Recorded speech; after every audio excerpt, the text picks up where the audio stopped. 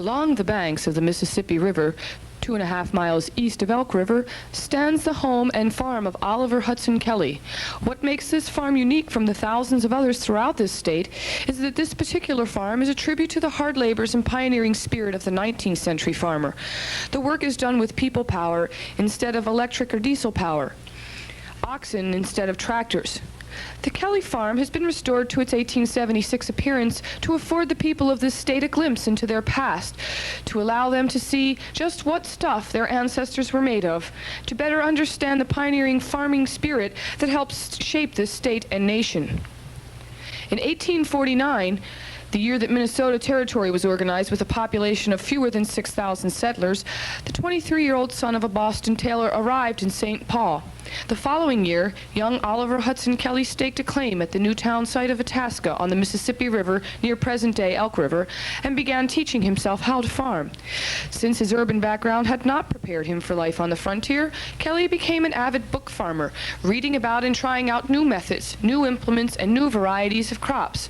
To promote his region and modern farming, he wrote hundreds of letters and newspaper articles, founded Minnesota's first agricultural society, helped organize a territorial agricultural association, and was a founder of the Minnesota Horticultural Society.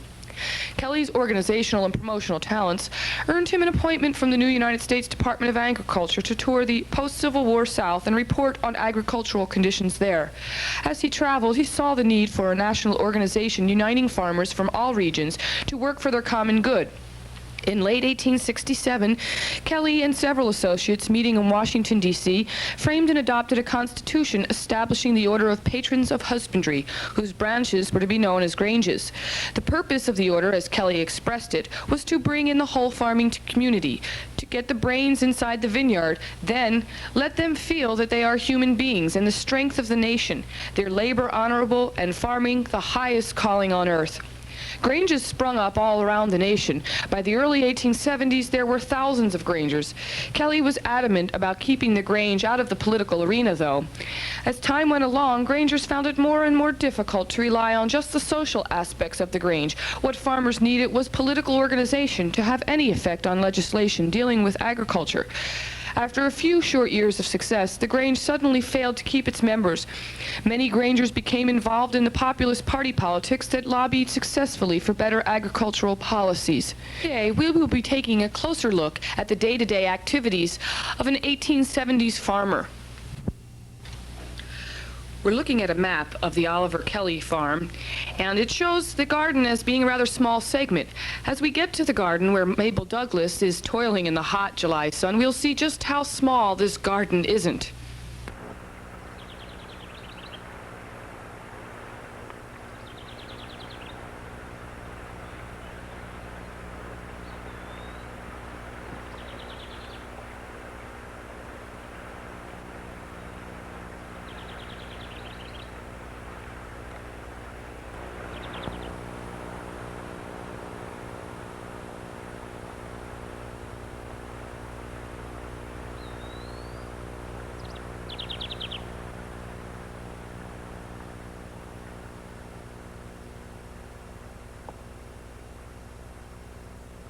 We're visiting here with Mabel in her garden, and we're going to talk to her and see what she's doing and what it is they're growing out here.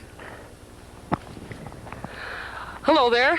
Hi. You're Mabel. Mm-hmm. Well, this may look like a rather strange contraption, but we come from another time, and we're trying to record what you're doing here, get a picture of what you're doing. What are you doing? Well, actually, right now we're just thinning out the carrots. We came through here and planted earlier towards the end of May, first part of June. And carrot seeds are real small when they go down, so you're not quite sure how close they are in between. And before thinning, they kind of look like hedgerows. And what we have to go through is just thin out 2 to 3 inches between plants, because unless carrots are given room to grow, they're not going to mature. So we have to thin out the rows. What else are you growing in this field? Okay. We grow a lot of root crops, carrots, potatoes, beets, rutabagas. They were real common during the 19th century because they could store real well down in cold root cellars. They didn't need a lot of canning and preserving to keep them. Also grow cabbage, onions, peas, beans, lettuce, a lot of melons, squash, cucumbers, and a small herb garden too. And then you can these things in the fall and you keep them down in your cold storage? Yeah. In the basement? How long does that process take, canning process? Does that take a long time? If you do it really properly, because you have to sterilize everything to make sure that you're not going to get any leakage or any spoilage. And it takes quite a while with it. We have a 1.25 acre garden here. How many hours would you say a day you spend out here doing work in your field? I probably spend about 5 hours out here a day. Oh my, 5 hours. But that's at the same time that I'm out here, they're inside too. Doing all their work. So we all kind of rotate. Oh, enough to keep everybody busy all day, all their lives. All their lives. What are your other chores, Julia? Well, we cook the daily meals, clean the house, and bake bread, milk the cows 2 times a day, skim the milk, and churn the butter from that, collect eggs and care for the chickens, keep the wood box stocked, feed the pig, make soap and mend clothes, do the bookkeeping, and of course, the washing.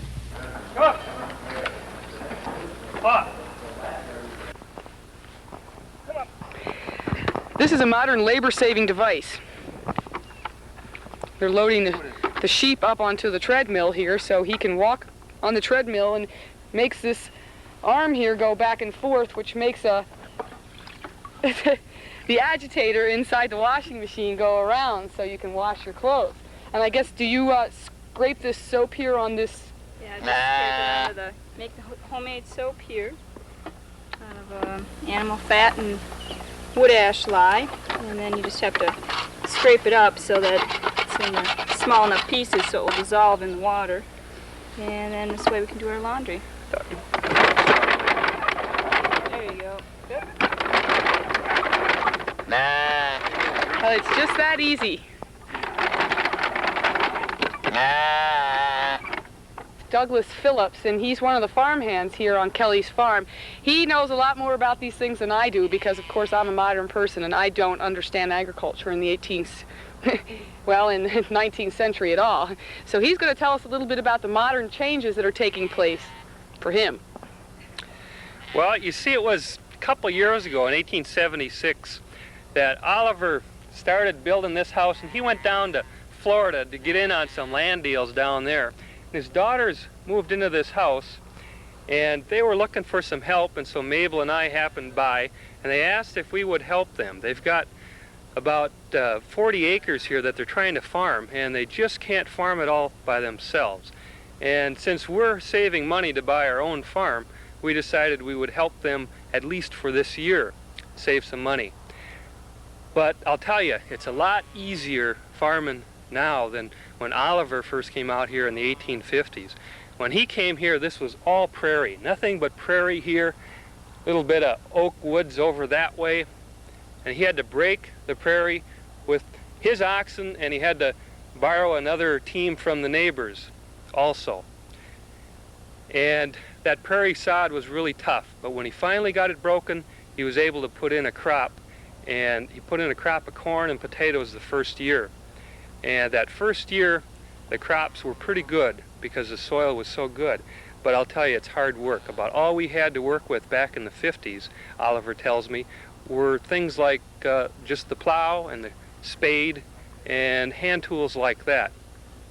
Now, if you look around here, you can see that we have a reaper to cut the wheat with. We have horses instead of oxen to help do our plowing. And of course the horses run the reaper, and everything is getting so much better. We can grow acres and acres of wheat now instead of just a little plot that we started with back in the early 50s. So things are really improving. These animals are suffering from the usual summer plight of infestation of flies and mosquitoes.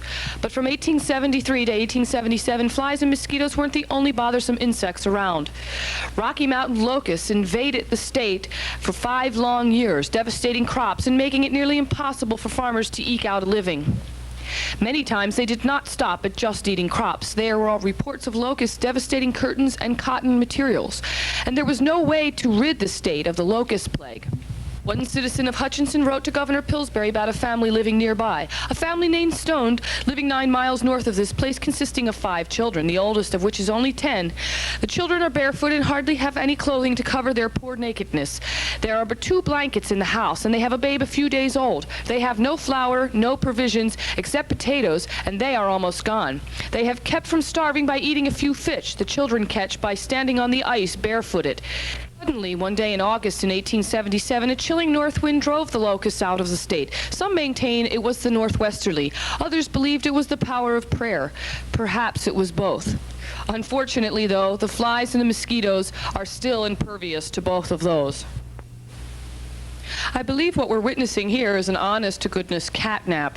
We discovered these little kittens in the barn under the hay, and they certainly don't seem too bothered by bugs. But even these little kittens have a job around the farm. Their job is to keep the mice and the other rodents from invading the house and, of course, keep them out of the barn and keep them out of the fields as much as possible. In contrast to these little kittens, we'll be taking a look at the 1-ton oxen out in the barnyard. Could you tell me, Mr. Wiggins, exactly what is an ox? All an ox is a steer that's over 4 years old and trained to do work. It can be any breed of cattle. Ours are Durham or Shorthorn cattle. They're one of the preferred breeds. They're named Star and Swan, and they weigh about 2,000 pounds each. They say a good ox is as square as a brick and as sleek as a trout. Ours come pretty close to that. I think they're rather magnificent beasts, but it's the training that makes a good ox rather than just its appearance. They have to be trained to follow the voice and the stick commands properly. They can be fairly dangerous to work around. They're not mean, they're not a bull, they're just a steer. But they can swat you with the tail, or when they're trying to shoo the flies away with their horns, they can hit you by accident as well. So you're always very careful around them. Putting on the ox yoke is one of the more tricky jobs around them because you have to step between the animals. They pull against this yoke with the muscle mass that builds up behind it, and that's effective for all their pulling. Right, he had to do a very dangerous task of stepping in between the two. Especially today because they're always swatting with their horns.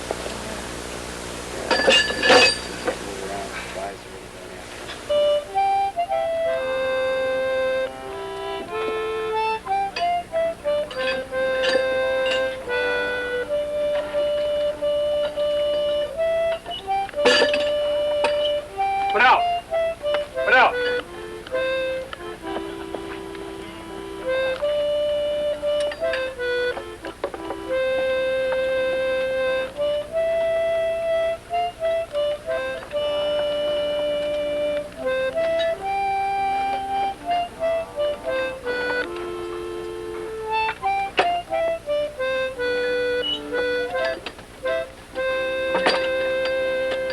Come on, Star.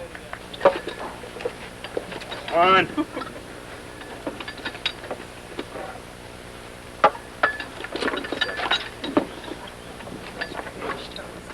These are very large animals. There must be some sort of training that they go through so you can keep them under control. What is that training? An ox begins its training when it's just a calf.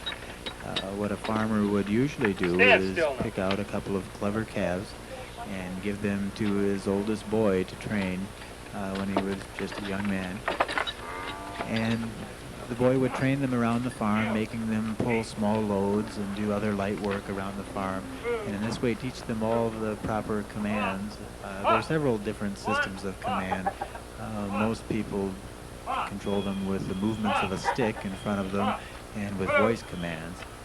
They don't have any sort of bridle arrangement to control them with a bit like a horse. There are other systems that involve cracking a whip over different parts of them, the left or right ear, to tell them which direction to turn.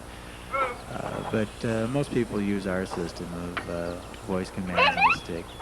You can get them to back up, to spread apart in order to walk between them, to put the yoke on. You can get them to come up or turn left or right, and stop and stay on your command. That makes them very handy. But they aren't as versatile as the horse. is for this sort of movement around the farm. A horse can pull much tighter turns and is just much more maneuverable.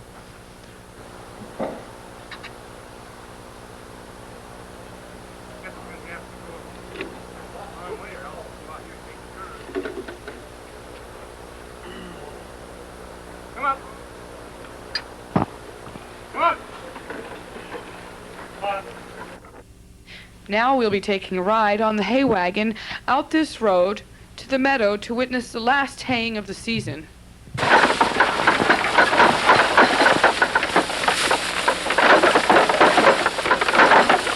Thank you.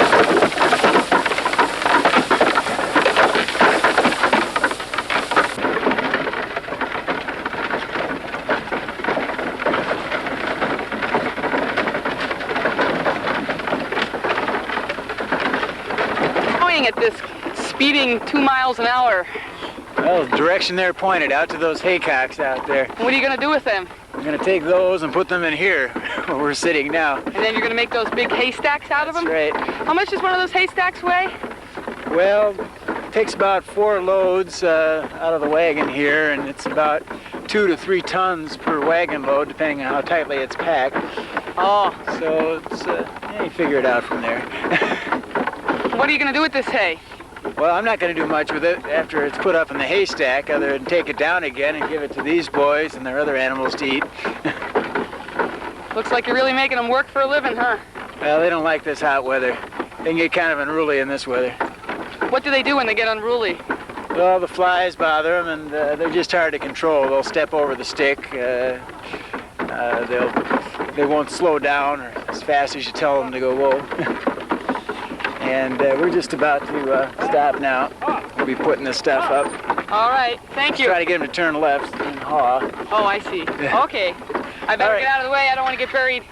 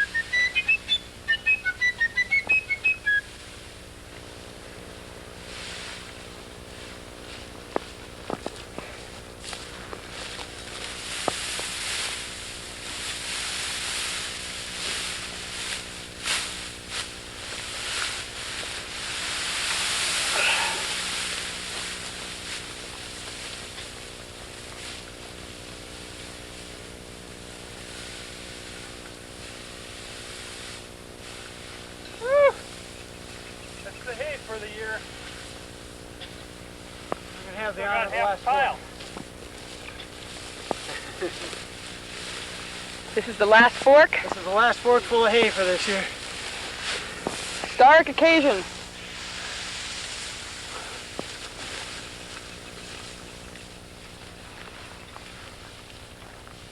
Sorry. Now, one final question. How do you get down?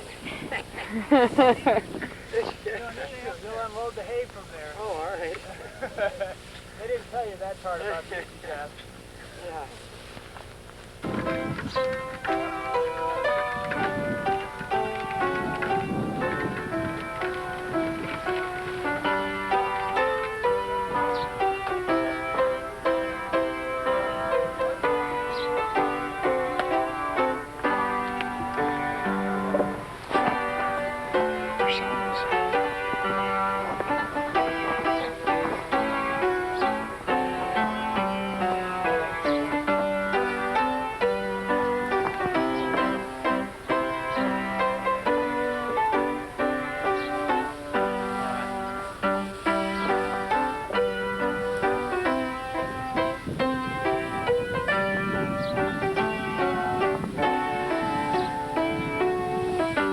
You offer constructive criticism in a negative environment, they're going to be more defensive and less likely to accept that, and communication is broken down.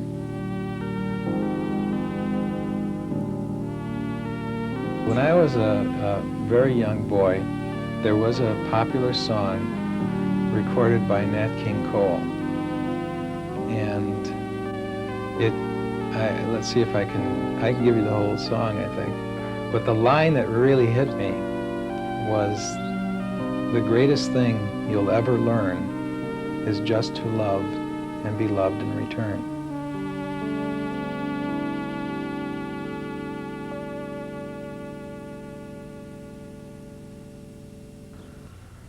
All of us here at the Inner Tube hope you've enjoyed the show. I'd like to personally thank all the members of the Inner Tube staff. They've really worked hard and really done a super job. I'd like to leave you with a quote from one of the greatest men in our history, Abraham Lincoln, who said, "People are about as happy as they make up their minds to be." This is Brian Wolf from the Inner Tube saying, keep on rolling.